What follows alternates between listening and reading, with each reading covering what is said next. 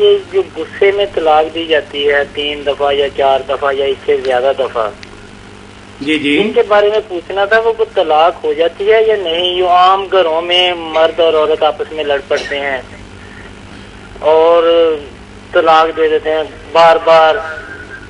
جی آپ ایک بات سن لیں سب میرے بھائی بہن نوٹ کریں، یہ پریشان کر رکھا ہے لوگوں نے دین کا مسئلہ غلط مذاکر.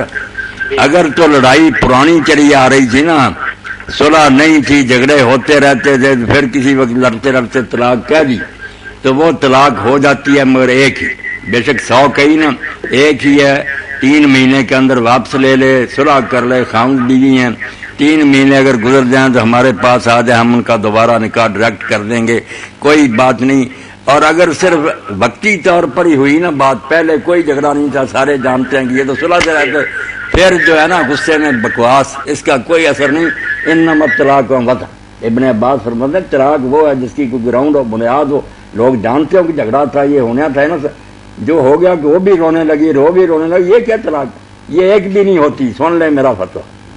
اچھا بھائی نے بات کہی ہے کہ 4 اور 5 طلاقیں دے دیں، ایک ہی ہے، اگر صحیح معنوں میں بھی دی تو ایک ہی، اکٹھی جو دیتے ہیں ایک ہی ہوتی.